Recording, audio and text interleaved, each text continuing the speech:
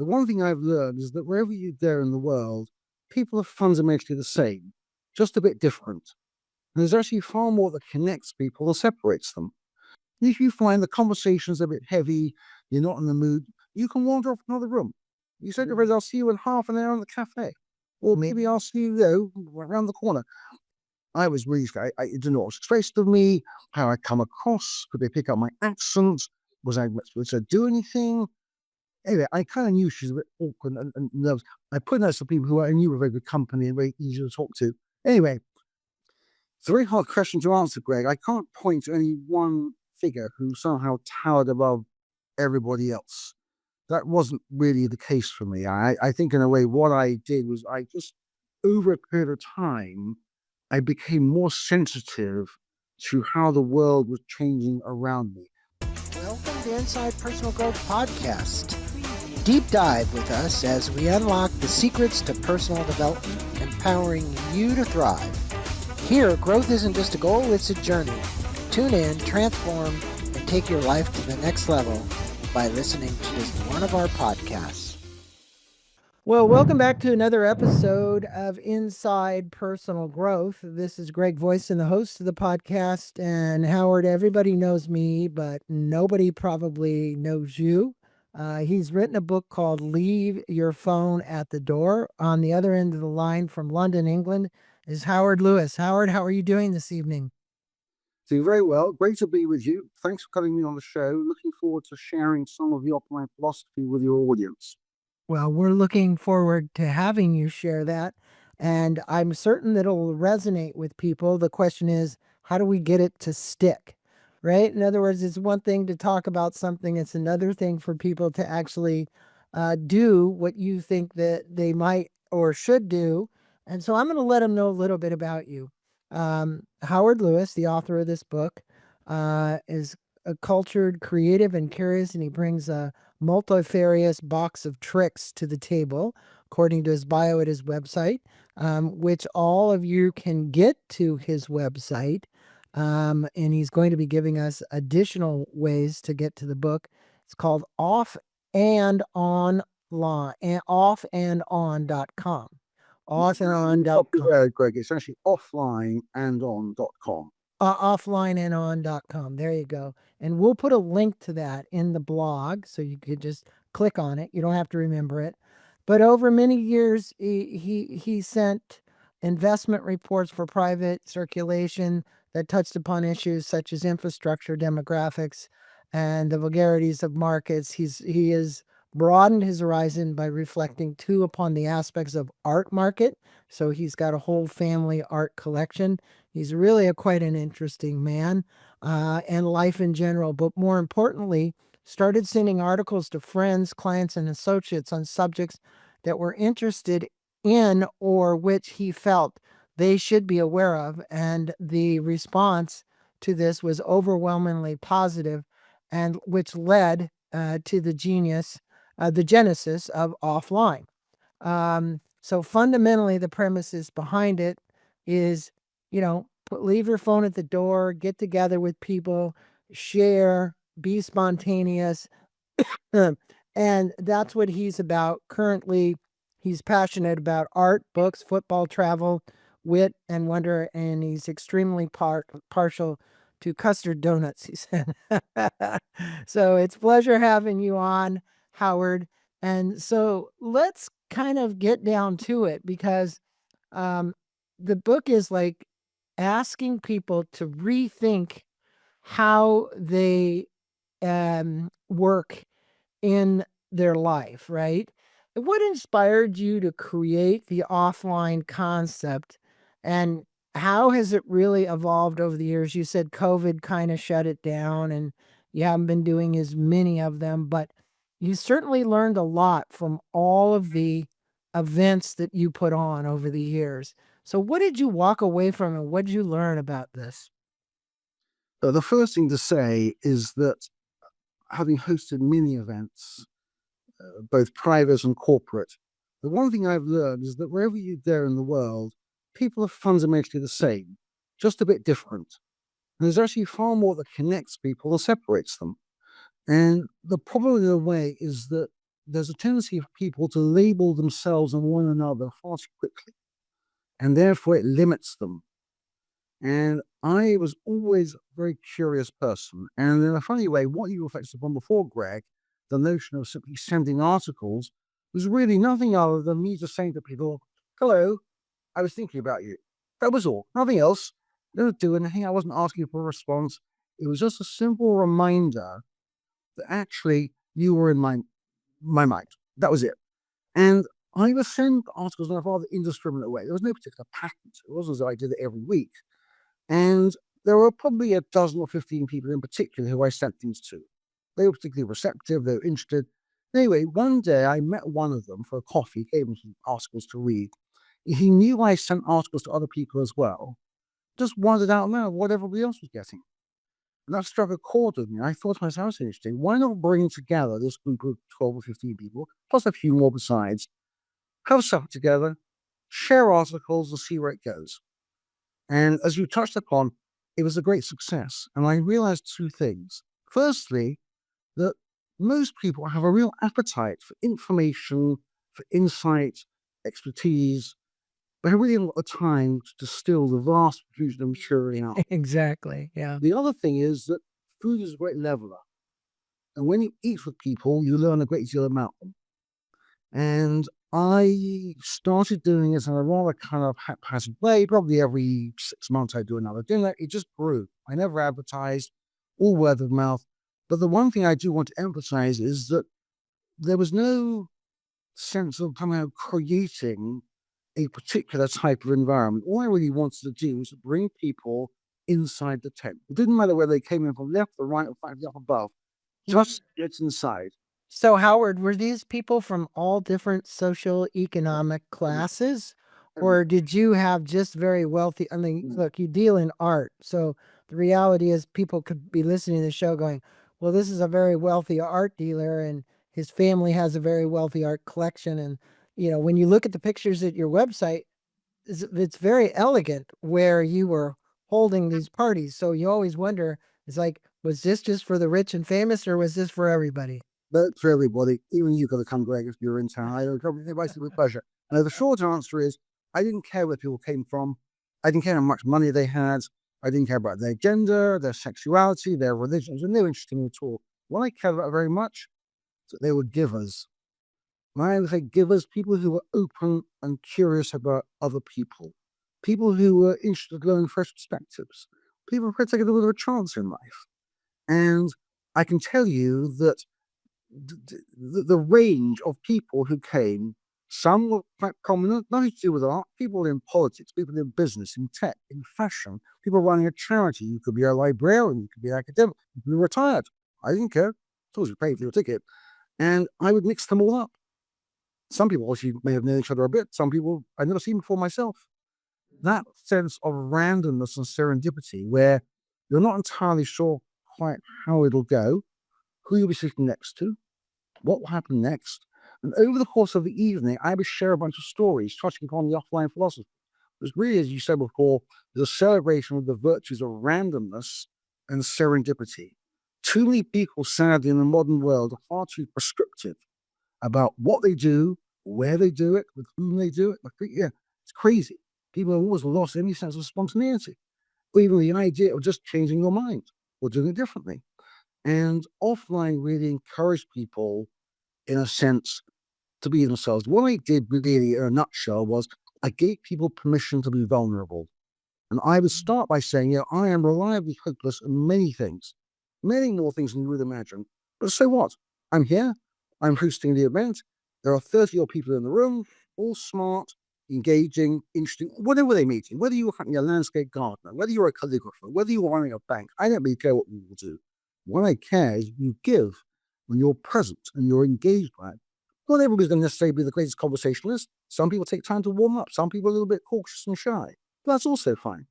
What matters But over the years, Howard, it worked. And so I think the listeners would learn a lot about if you shared a moment or a story where embracing this randomness kind of led to some surprising or meaningful experience. So let's say you've done these events, you leave the event and you're saying, wow, that was a great evening. I got to meet a bunch of people. The question is what kind of things happened after the people had these serendipitous events where they either connected, they did something together, they worked for a charity, they did something meaningful in life for themselves, something changed. What kind of stories do you have from that? Look, I have multiple stories. I think what I was going to do actually is I would touch upon two stories which actually didn't occur at a dinner at all, but they actually did touch upon the nature of randomness and serendipity and always that element of surprise. So, going back to your original question, yes, multiple people became great friends, did business together, ones who had affairs. Fine, wasn't my business. But the short answer is that actually there was no consequence. Somebody puts me very, very well. A guest who came a few times, she said to me, one of the reasons it works is because there's no agenda and there's no outcome. In other words, just bring together 30 your people in a room for dinner and they will make their own magic.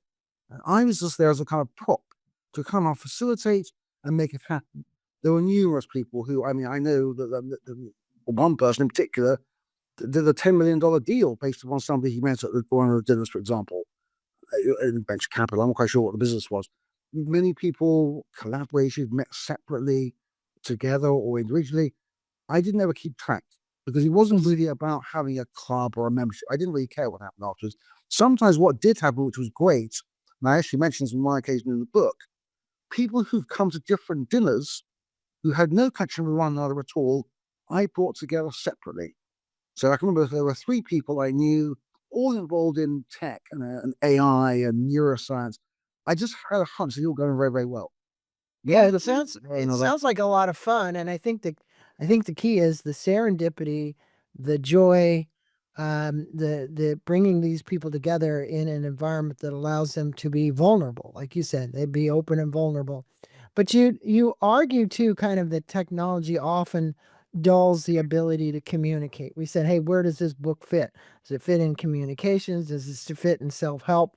And really, truly, it is about communication. And what we found is a lot of people hide, Howard, behind texts. It's like, okay, I can text this person. I don't have to call them. I don't want to talk to them. I'm going to text them. What are some of the practical ways people can reconnect with their natural communication skills? Because these devices that we all carry, this little thing right here, okay, does frequently get in the way of us taking the time to have a meaningful dialogue conversation with somebody. I think you see that that's right. I think there's a separate issue, which is actually that people have an inability to simply engage in the most basic way, even down to things like saying please and thank you to people, Right. looking people in the eye when you talk to them, not complicated, smiling, smiling is a very powerful emotional tool. Yeah. People actually do not exercise it enough. It's not as though people saying, "Yes, I'm not sure how to do that. I've got to go and study how to smile." Of course, not. It should be a natural sensation. But the reality of the matter is that there are a lot of people who are very, very unsure of themselves. And one thing I've learned certainly is that many people are far more concerned with what may go wrong than may go right. In other words, okay, um, even down to the etiquette of kissing somebody. Do I kiss on one cheek? Do I kiss on two? Do I start on the right rather than the left? Does it make me three? If I'm shaking somebody's hand, do I let somebody else go first because they're older and I'd rather defer to them? It gets very confusing to understand what is appropriate, what everybody else is doing, what you did last time. In a way, one of the challenges of the technology is that people have forgotten how to engage in a regular way. Mm-hmm. It's not as though somehow we're talking about some incredibly complicated movie. It's not as though you would say, that, I've never heard that idea before. What, opening the door for somebody? Or maybe looking behind after you've gone through?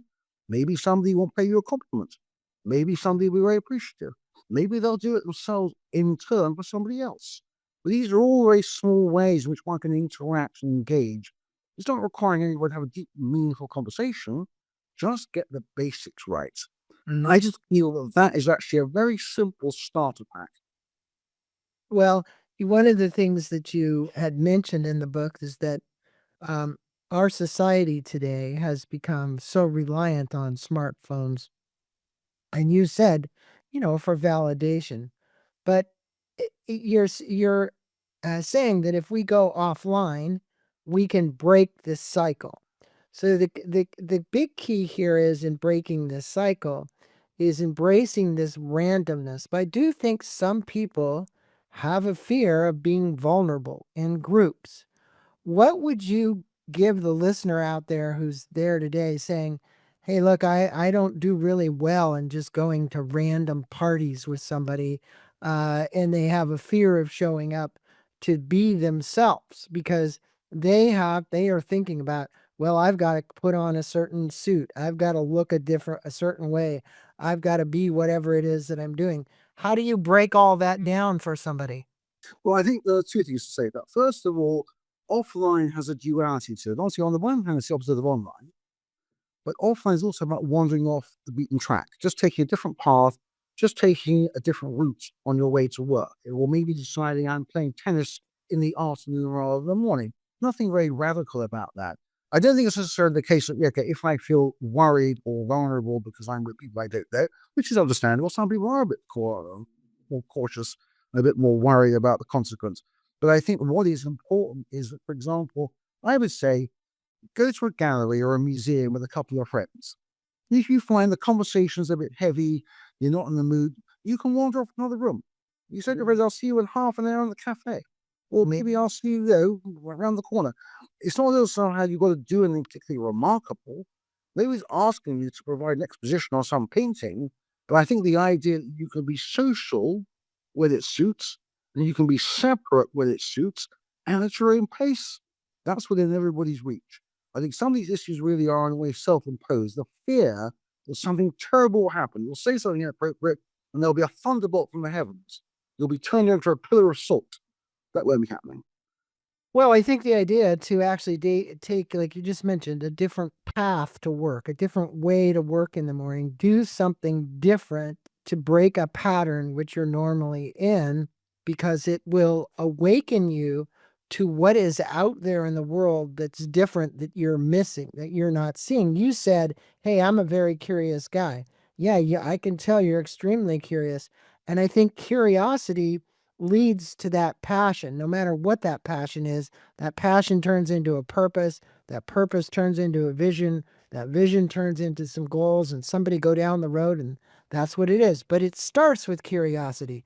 And I love the fact that you said that, because I'm an extremely curious person myself, always have been.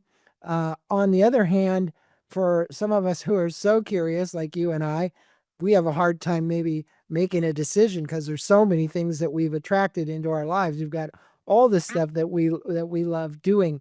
In the book, you discuss the importance of being present and engage face to face, and I think this is a key point. How do you think the mindset um, impacts mental health and community building? Because like this whole thing about going offline and being face to face and engaging is really, we've done studies here in the US. I don't know what it's like in England, but I just had a guy on here called Super Psyched, and he wrote a whole book about the loneliness epidemic. The epidemic from our Surgeon General is so bad here in the US that the mental health issues are not really good at all. I mean, suicide rates, all kinds of things. So let's just talk about that. Are you experiencing that same kind of thing in England? Look, I think it's a universal problem. I don't think it's any worse, frankly, in England than it is in America or China or South Africa or anywhere else you care to mention. This is a universal problem. I don't know there's necessarily a universal solution. Some of these issues are rooted deeply in society. One of the problems you have, I think, today, certainly in America, and I think probably most of the developed world, is that the urban landscape has changed over the last 50 years. Once upon a time, people were out and about, kids were playing on the street, mothers were around. There was a sense of a kind of a neighborhood. I think what changed, there's a very good book which your audience might be interested in dipping into by a fellow called Jonathan Haidt, who's an American he's like a psychotherapist. He's written, it's called The Anxious Generation. Uh, And one of the observations he makes is that from around the 1980s, a significantly greater number of women entered the workforce. And because they weren't always around to supervise their kids, they became almost overprotective in terms of what they could do. When I was a kid, Greg, I was growing up, I had sisters, and, my mother would say to me, look, okay, here's £10, £20, whatever. Go off with your sisters and your friends to the park, take some money for a sandwich and a drink, and come back when it's dark. I mean, today, unthinkable. right. Kind of, scaremongering about people who are lurking behind corners and what may go wrong. Yes, there's always that possibility. But I think what's happened is it's become an almost excessive wariness. And what it's done in part is contributed to children not playing quite as they did, being inside more, not getting quite as much parental attention, and it has a snowball effect. So, Well, they're all using technology too. They're all on their iPad, or they're all on their cell phone or their Android device. And you see people go to dinner here, and I'm sure it's the same in England. The kids are sitting there on their devices, and the parents are eating dinner, and they're eating dinner separately. They're not communicating. well, I think for myself, the problem there really actually is with the parents. The Yeah. parents, unfortunately, are in many cases rather weak and rather lazy. Just as an example, they're not consistent. They expect that they can behave in one way and their children cannot follow suit, which is wrong. Children, to a large extent, certainly young children, mimic their parents' behavior. If your mother is on the phone the entire time while she's cooking, and actually carries on looking while she's serving dinner, in a way, it becomes a part of everyday life. And it shouldn't be. The problem with the phone is not so much the phone itself. The problem is, unfortunately, the profusion of these apps, most of which are of no value particularly at all. You can live your life very happily without them. And it's this idea that somehow if I stop looking, if I stop updating, if I stop following, I will become less and less relevant. The truth of the matter is, nobody really cares when you become more or less relevant. People more concerned with their own lives. It becomes like a self-imposed problem whereby people can miss themselves unless they are active, unless they are engaged. Somehow they'll simply fall off, and people will see them just go into the abyss, never to be seen again. It's Right. crazy, crazy. So some of these issues, I mean, actually, on this subject, there's a very interesting article which I recommend to you, Greg, and also to your audience, just come out in a magazine called The Atlantic, which also is an American publication. It's called The Antisocial Century Mm, by a fellow called Jared Thompson. And I read it the other day, and it touches upon many of these themes. The number of restaurants, which are thriving, but they're thriving on a takeout service. right. Because people order, they pick up themselves or get a driver to collect. It's taken back to their apartment or their house, and they eat behind closed doors. No doubt watching technology all evening as well. Now, Well, I think sometimes Howard too, and I don't want to speak for the people out there, but if they give their child an iPad or an iPhone or whatever it might be, it also is a way for them to decompress. With it becomes the babysitter, right? It's like, hey, here's the iPhone, here's the iPad. Go ahead, go off, Junior, do your thing, because I need some downtime because of the compression of the world that we seem to be in under time constraints to do all of these things, right? And so that is a challenge. So, what are the biggest obstacles that people face emotionally, physically, from disconnecting from technology? And how do you think, meaning Howard, after having gone through all these dinners, that you see something like this thing opening up and communicating with one another can be extremely beneficial for them? What would you recommend? but again, I think one doesn't want to be too rigid about it. And I think, everybody to some extent has their own comfort zone, you and me included. And that's fine, nothing wrong with that at all. I'm not suggesting somehow that one engages in some radical and very dramatic transformation. Some of these moves and changes are quite incremental. Some of these moves do once a month. I'm not suggesting somehow, tomorrow morning you completely rebuild your life. No, of course not. But I think it's about really taking baby steps. I think you see that what I've learned, I tell you what's something very interesting, just to kind of it touches upon this.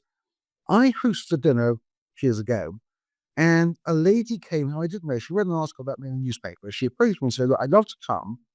She said, "I'm running quite a sizable business. It was turning over probably 10 million. Yeah, not insignificant. You could outsource the business." She said, "I got seen on the board. We're running a very good shop here. Yeah, all fine. But I want to be taken slightly out of my comfort zone. I just feel I'm in the same circle. I'm with the same people. I'm having the same conversations. I just want to be somehow stretched in our familiar areas." I said, "All right, great, no problem." And I know this because she told me. She said, when she got there, she came twice. When she came the first time, she said, "I was scared. I was really scared. I didn't know what was expected of me, how I come across. Could they pick up my accent? Was I supposed to do anything?" Anyway, I kind of knew she was a bit awkward and nervous. I put in some people who I knew were very good company and very easy to talk to.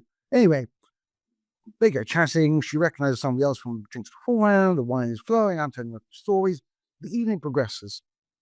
And I see her halfway through the evening, have a great time. And I asked her about it. She said, "You know, something very interesting.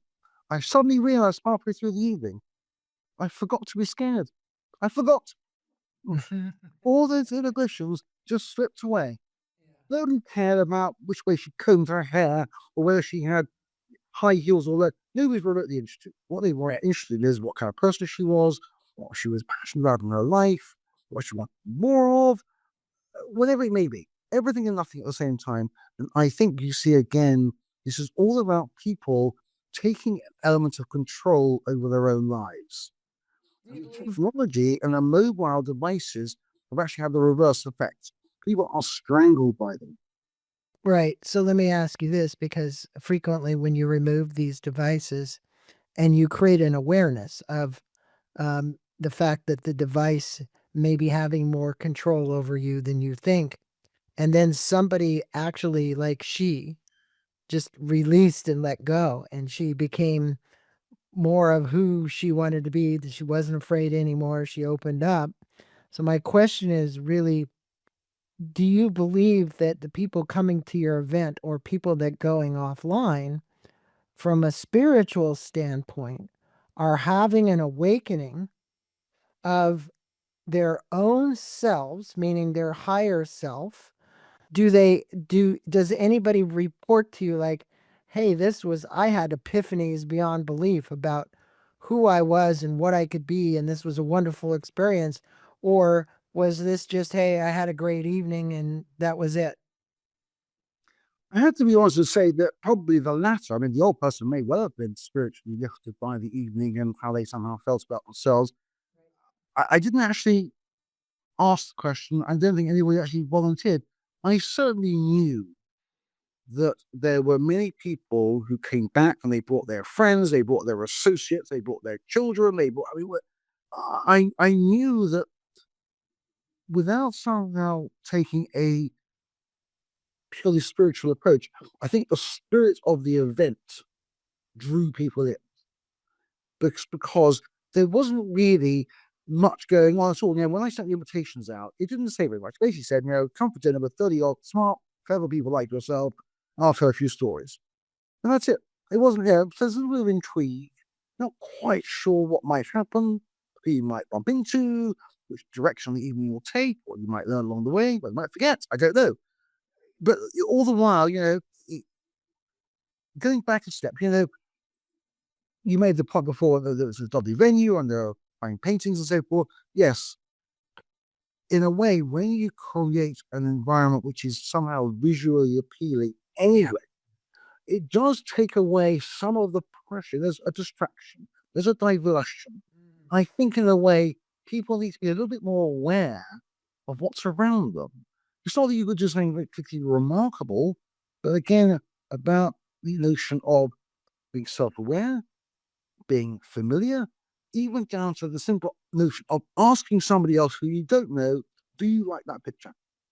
Yeah. Well, somebody Well, else is terrible. the environments you held them in were utterly gorgeous. I could see That it was from my your club. pictures. That was my club. Yeah, I, beautiful I, I, yeah. pictures. Uh, So questions, look, we many of the people listening to this are business people. They work in environments where those phones are required, those computers are required, those iPads are required, whatever it might be, for them to do their business. Do you think businesses and corporations really have to play a role encouraging people to kind of embrace the offline lifestyle? And if so, what would you tell a CEO today or a midline manager or something about letting people kind of decompress from this and having open sessions like yours at work? So, in other words, let's say we do an offline meetup at work, an offline dinner at work, and we say, hey, don't bring your cell phones, don't bring your iPads, don't bring anything. We're going to do that at work. Look, I did that anyway. I mean, obviously, one of the conditions in the sense of an offline dinner was that there was no technology. And I would say actually in front of everybody at the beginning, if you've got your phone on, put it away, turn it off. Right. I didn't invite your phone. I invited you and only you, and I want you to provide me and everybody else with full attention. And have respect for the event and yourself and the room. Pay attention. Do not be distracted or sidetracked by, I don't know, a football score or something your mother and sent you. That's not relevant at that moment. Right. I would say that there are many strands to this. I think that people need to be incentivized and rewarded for spending more time offline. There needs to be some tangible reason for people to change their behavior. Now, if I said to you, okay, look, I wouldn't go into the sort of nitty gritty, how can you reward people in a really meaningful way, things they can never do ordinarily? Now, Mm-hmm. harking back many years, I wrote a story in my book, somebody I knew many years ago. He was a brilliant salesman who really made his mark in the early 70s as a very young man working with Xerox. I don't know if anybody listening was involved with Xerox. And he said to me that as an incentive to the salesman, the top 20 grossing salesmen over a year with book revenue will spend a week at the Playboy Mansion. And you can well imagine, Greg, the competition was very fierce. 1 week, all expenses paid at the Playboy Mansion in Hollywood, wherever it may be. Now, if you provided that kind of incentive to you, so okay, yes, for the people who are least active outside of central business, on their mobile, you can't really track all these things. Okay, we're going to say, right, we're taking 10 people to the Super Bowl. You never go ordinarily, you probably couldn't get a ticket. That's your incentive. That's your reward to change your behavior. That's, in a way, the kind of the reward at the end of the line. Or maybe, okay, music. Okay, we are going to arrange a private jamming session with, I don't know, Taylor Swift. 50 people maximum from our corporation can go. That's a big incentive. We love music. I know she plays, but I know she's very popular. Yeah, or maybe, okay, you say, okay, heavyweight boxing title fight in Vegas, right? Yeah, there's a lot of incentives you could offer people. You need to put it out there. It needs to be in a way given headline billing. Doesn't you can't have these things somehow as a footnote in the chairman's notes. People just be encouraged to see actually if they do change their behavior, there are significant rewards. Now, you could do this on a very simple level. I'm not suggesting you've got to go to that kind of extreme all the time, but you do need to find ways. I think, certainly if you're a leader, how you lead. And you don't necessarily lead by being the most forceful or the loudest, even by being actually the most experienced. I think it's about really how you give people a sense of being a part of something. I like the idea, depends a little bit on the weather, depends where you are. I'd take you a meeting in the park. Why? Why not? Bring a rug. Somebody else maybe bring a couple of bottles of wine. You all sit down under the big oak tree and you'll chat about strategy or numbers or wherever you meet for half an hour. Maybe go for a walk, come back. But taking people out of their comfort zone, nothing very complicated, not very difficult, but you learn of something. It's in the way that the notion before I said before about eating with people. When you eat with people, you learn a great deal about them. Walking with them as a group, also quite instructive. And at the very least, if you don't enjoy the session or the company, enjoy the fresh air. Enjoy the sound of birds song. Be aware of what's going on around you. All these are very small. I'm not saying they're very complicated, but they're all within your grip, all within your reach. Well, look, Howard, you've had influences across your life: mother, father, brothers, sisters, employers, people clients who've influenced you. And, it's very apparent to me and the listeners that you are a very spontaneous, outgoing, courageous guy. You have a lot to say about this. What is it that you believe, or who was it, that actually had the most influence on who Howard is today and why Howard is so passionate about going offline so that people can experience more of the richness of life, more of the wonderment of life, more of the spontaneity of life? How were you influenced, and why do you believe it was so important for you? It's a very hard question to answer, Greg. I can't point to any one figure who somehow towered above everybody else. That wasn't really the case for me. I think, in a way, what I did was I just, over a period of time, I became more sensitive to how the world was changing around me. I would say that certainly I grew up in an environment where people were all relatively normal. I can't say that any was very sort of strange or different or challenging, so forth. But I would say that I grew up in an environment where people were quite competitive, where they were also quite structured. And I realized a long time ago I wasn't really made that way. That's probably why, in a sense, you see, your fine dinner invites all and sundry. And that's why, again, you see, I'm very, very open. I think you see also, another thing I would say is, if you have a positive energy, you tend to find you are attracted by other positive things. Hmm. And I would tell you two quick stories. One actually last week, very quickly. So I was on the subway in London, and the compartment was moderately busy, and the door opened, and literally about 25 school children all got on with a teacher or two, I think, as well. And it happened there was a seat spare next to me. And this boy, probably 11, 12 years of age, maybe Indian, sits down, very sure jauntily turns to me and says to me, "How's your day been so far?" I thought to myself, "Well, my day's actually been great. So what about you?" He said, "Wonderful." He said, "We've just come back from a school trip to Shakespeare's Globe." I don't know if you're aware that the original Globe Theatre, where Shakespeare's plays were performed in sort of 1600s, was reconstructed about 50 odd years ago. It's an extraordinary thing. It is built in the Elizabethan style. So it's I've seen it. I've I've seen it. extraordinary. And they've been, I spent probably 3 minutes talking to this kid about what he's seen and what he is impressed by. Then they all got off, changed different trade. But I just thought to myself, that was a very uplifting moment when you hear all around you, every other child is glued to a device. Here's a little kid, 12 years of age, open, interested, curious, listened to what I had to say, responded to what I would call a kind of he was present. Now, that to me is a very small thing. I'll tell you something else, which again was slightly different. So 2 years ago, I was in Brazil with my partner. And whilst I was there, a friend of mine, a Brazilian friend of mine in New York, said, "By the way, whilst you're in Rio de Janeiro, just hook up with a friend of mine. I think you'll get on quite well." I've got a hunch it's been an interesting conversation. Anyway, we exchanged WhatsApp messages. We agreed to meet at some beach bar, and I didn't know anything about anything. This old black dude shuffles in, sort of, got some t-shirt, sits down, and 2 hours fly by. Fascinating conversation. I had to go subsequently for a shake. I was looking for a bar, but I was going back to meet my girlfriend somewhere else. He said, "I'll take you somewhere. It's 10 minutes away." We're walking on the street, and I didn't know anything about him at this point, about his professional career, but he was a lawyer. I said, "I gather you're a lawyer?" He said, "Yes." I said, "What's your speciality?" He said to me, "Constitutional law." I thought, wow, that's interesting. I don't hear that very often. Plenty of people doing matrimonial or real estate, whatever. Constitutional law? I said, "What capacity? Were you a partner in a law firm?"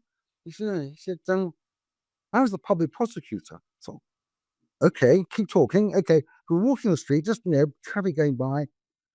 I learned subsequently he was appointed a member of the Supreme Court of Brazil in 2002 by Lula.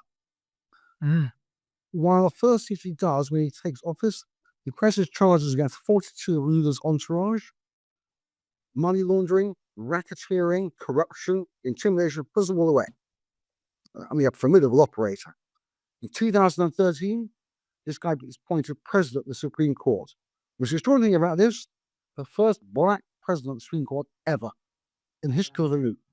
And the humblest, warmest guy you never imagined in a million years. And here I, chatting away, and we became good friends.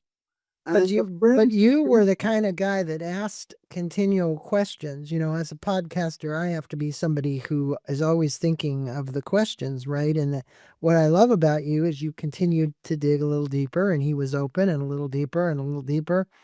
And I think, you know, this old saying, Howard, that people don't care how much you know until they know how much you care.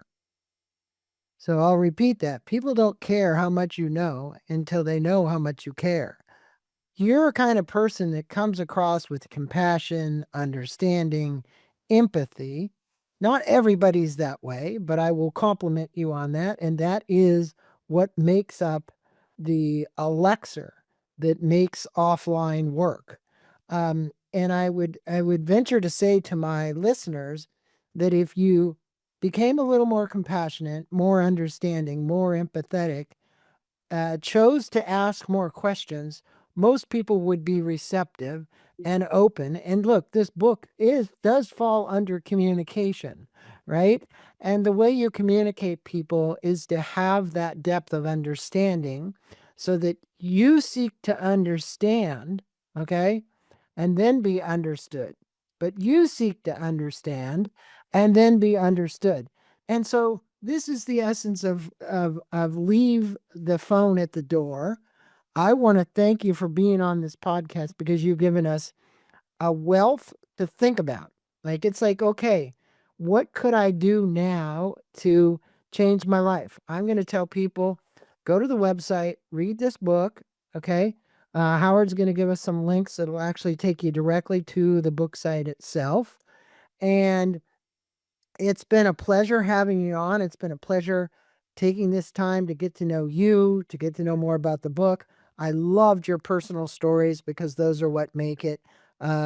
Any final words for our listeners? I think that everybody who is listening to this podcast right now has the capacity to change their life a little. I'm not suggesting anything particularly complicated, radical, challenging, different. The notion, as I said before, of simply walking on the opposite side of the road to the station is not a very difficult. Right. Yeah. I think it's about, in a way, as I said before, about, go to a museum with a couple of friends. And one thing I used to do occasionally is bookshops. Go to a bookshop. Sometimes I don't see anything in the bookshop I particularly want to buy.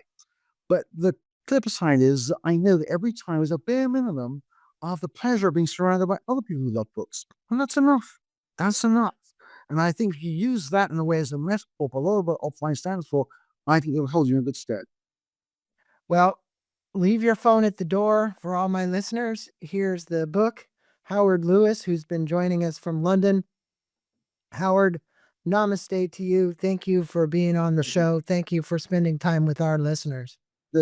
Greg, Mayor, thank you as well for so graciously inviting me and sharing the offline story with obviously your community. And if I can help in any way in the future, yourself or indeed the audience more generally, please don't hesitate to get in touch.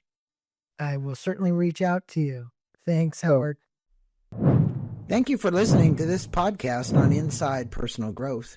We appreciate your support. And for more information about new podcasts, please go to InsidePersonalGrowth.com or any of your favorite channels to listen to our podcast. Thanks again, and have a wonderful day.